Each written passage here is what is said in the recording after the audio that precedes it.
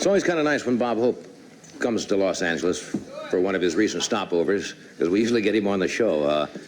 He moves more than anybody in show business. You think you travel? Bob will be at the Pan American Arena in Las Cruces, New Mexico for a scholarship benefit. And this Sunday, December the 15th, his Christmas special will be on NBC at 9 following Bing Crosby. And in between jobs, he's managed to get a book published called The Last Christmas Show. Would you welcome Mr. Bob Hope? Danny, how are you?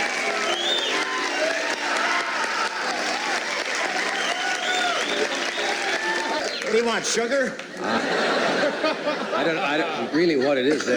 You know, you have all my sponsors there. That audience is so nice. They're still applauding my monologue when you walked out. Sensational. Very beautiful. You look very sharp tonight. You traveled more this year than last year? I really have. Oh, I got a line for you. Yeah. I was in Hays, Kansas. You know where that is? Well, Hays, Kansas is where the University of Kansas has a branch. It's like Santa Barbara here for you. You know, right. University of Kansas. I rehearsed the show, and I said, where's the best place to eat? And the guy said, Dave's Steakhouse. So I went down there, and it was one of those restaurants when you're in there, man, you're wide open. There's no booths or anything, and you're sitting right, and then you're a target, you know. Somebody didn't like the show, they could stab you right there, and, you know, who would talk in Hays?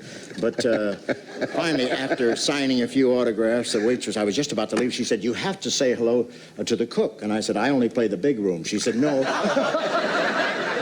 But you have to, because he owns the place. That's Dave. So on the way out, I opened the door. I said, hey, goodbye, y'all. And he rushed up to me with an apron on and a T-shirt, you know, with a menu on it and the whole thing. And he said, hey, when you get back to Johnny Carson's show, you tell him it's so windy here in Hays, Kansas, that we have whitecaps in the toilet.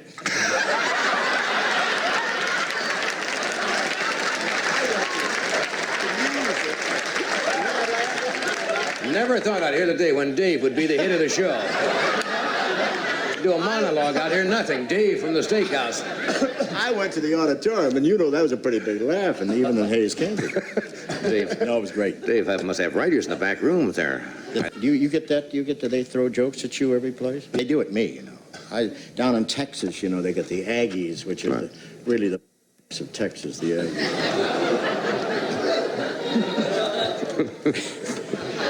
One guy said, you know how the Aggies would have handled Watergate? I said, no. He said, the same way.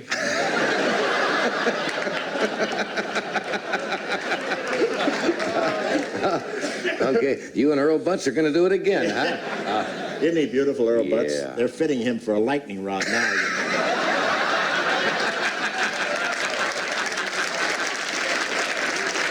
Earl the Pearl. You know, the Earl knew he was in trouble when they summoned him to the White House and he saw black smoke coming out of the chimney. That's what I tell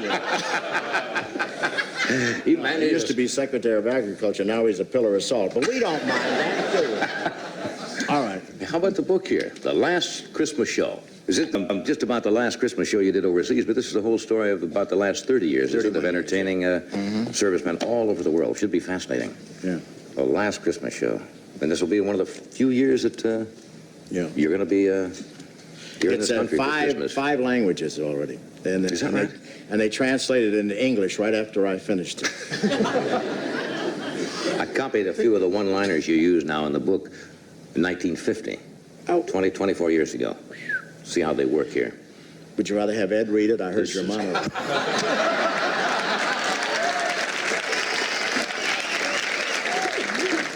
But seriously, folks. But I want to tell you. But I want to tell you. Bob Hope Christmas tour in 1950, talking about Les Brown's band. We had a little trouble with the band. While the medics were giving us shots for the trip, they kept going back for seconds. 1, 2, 3, 4. We had to bring the band back to Tokyo. It was time for their annual bath. Look, folks, these are 24. These are 24. These are 24 years ago. Yeah, right, right. How do you manage to remember? Do you ever keep a diary? Well, Pete Martin, you know, went around and talked to about 40 people. Everybody went on the trip, and then he came back to me, and we sat in front of a mic, and he threw all these questions at me. And, of course, the thing writes itself, you know, because we have so many notes, and Betty Lanigan and Bill Faith, and all the people who were with us, they remember different incidents, and then we patch it all together. And was there any one of the trips that was any more memorable than... Yeah, any I of the think others? so. I think the one we did with England and North Africa in '43, because we experienced something that I wasn't looking for, and that was a lot of bombing, you know, where I dove into the ditch ahead of Langford and things like that. Some other heroic adventures, you know. But we were bombed in Bizerti, and we were bombed in Palermo, and it's in the book. I tried to get under the bed. I didn't know whether to get to between the spring or the mattress, or because they were bombing, Daddy, and I was just laying there saying my whole life passed before me. And actually, it was my lunch, but...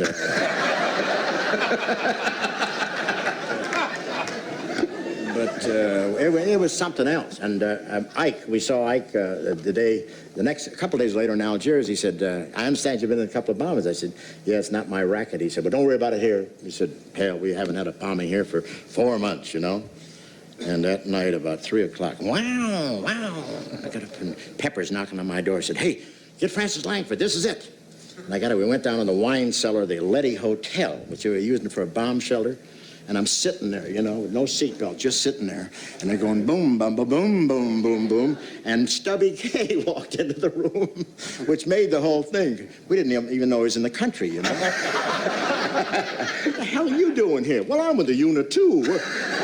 Where do you sit? Right there, buddy. And the whole, and the thing finished after about an hour and a half, you know. It was all clear, and we went upstairs. And Quentin Reynolds, we'd met them the day before, and Clark Lee and H.R. Knickerbocker and Steinbeck, went to their room to talk about the thing. They never got out of bed. They slept through the whole thing. I said, wait a minute, you don't get up for a bombing? He said, what's the difference? If you're going to die, die in bed. So I'll know if we ever have another war. That's stay in your Sealy. Of course, a wine cellar isn't a bad place to be during a bombing either. No, not at all, because the whole hotel lands on you like that. Boom. And at the Undertaker's, they slip you under the door, you know. Number 5. It'll mail you home. Well, we'll take a short break, then we're going to have some outtakes. Here's the Sunbeam Shave Master, Shaver and Groomer.